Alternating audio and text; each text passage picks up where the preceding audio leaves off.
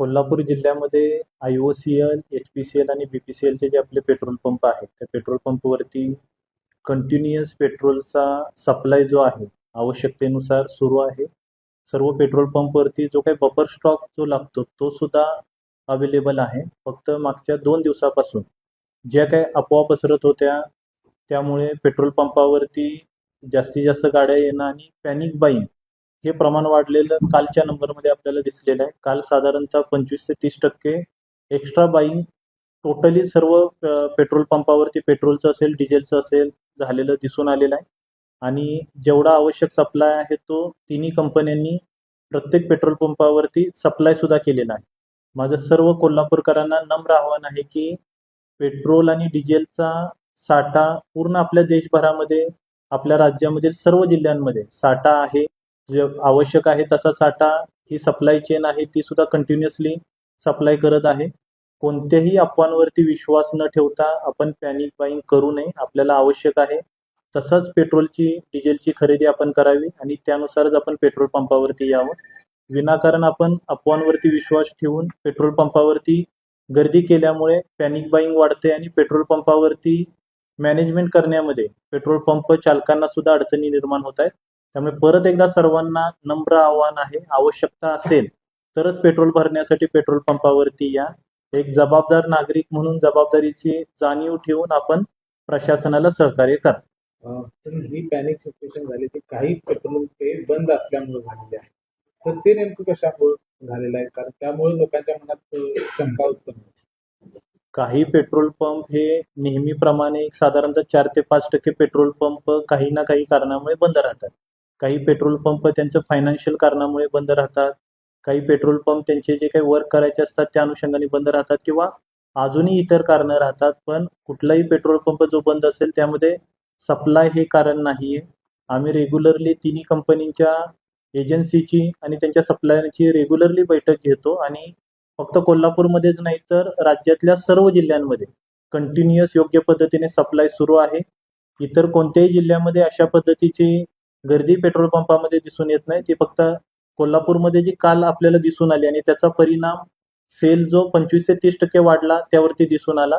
त्यामुळे आता परत एकदा सर्वांना नम्र आव्हान आहे, सप्लाय पेट्रोलचा आहे तो कंटिन्युअसली चालू राहणार आहे. पेट्रोलच्या सप्लायमध्ये किंवा डिझेलच्या सप्लायमध्ये कुठेही अडचण येणार नाही.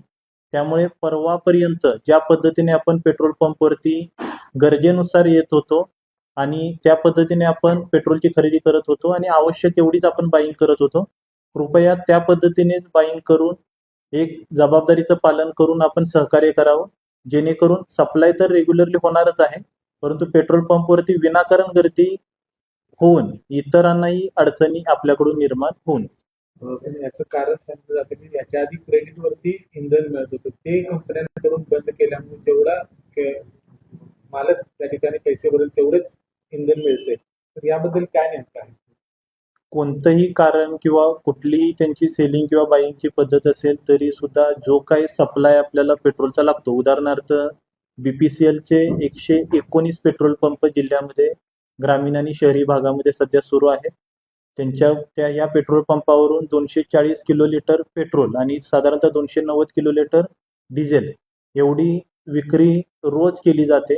काल साधारणतः पेट्रोलची जी त्यांची विक्री होती ती 300 किलोलीटर वरती गेलेली होती आणि डिझेलची विक्री आहे ती 320 किलोलीटर वरती गेलेली होती.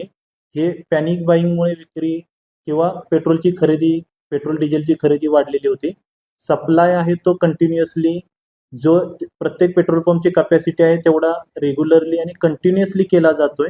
त्यामुळे कोणतंही कारण किंवा कोणत्याही अफवांवरती कृपया आपण विश्वास ठेवू नये आणि प्रशासनाला सर्व नागरिकांनी सहकार्य करा. गॅस पुरवठ्याच्या बाबतीत काय नेमकी स्थिती आहे? कारण मागील 2-3 दिवसाच्या आकडेवारी बघितली तर काही प्रमाण त्याचे कमी झालेले दिसते आलेल्या गॅससाठी. गॅस पुरवठाबाबत सुद्धा शासनाच्या सूचनेनुसार डोमेस्टिक LPGचा पुरवठा जी काही आपण टाइमलाईन ग्रामीण आणि शहरीसाठी निश्चित केलेली आहे त्यानुसार पुरवठा केला जात आहे. गॅसच्या अनुषंगाने एक व्हॉट्सॲप नंबर आणि हेल्पलाईन सुद्धा आपण पुरवठा विभागामार्फत तयार केलेली आहे. त्याच्यावरती जर काही तक्रारी आल्या तर त्याचं आपण निराकरण करतोय. गॅसबाबत सुद्धा माझं सर्वांना परत एकदा नम्र आव्हान आहे की पॅनिक बाईंग आपल्याला आवश्यकता आहे तेव्हाच जर आपण बुकिंग केलं आणि पॅनिक बाईंग जर झालं नाही तर सर्वांना पुरवठा होईल अशा पद्धतीचा गॅसचा एलपीजीचा आपला सप्लाय आहे आणि त्या पद्धतीने ह्या तिन्ही कंपन्यांकडून एलपीजीचा पुरवठा सुद्धा आपल्याला होतोय. गॅसच्या बाबतही कोणी कोणत्या अफवांवरती विश्वास कृपया ठेवू नये आणि लोकल लेवलला एखाद्या एजन्सी बाबत आपल्याला काय अडचण असेल, एखादी तक्रार असेल तर कृपया आम्ही दिलेल्या हेल्पलाईन वरती जर आपण तशी तक्रार नोंदवली तर तात्काळ त्याचं निराकरण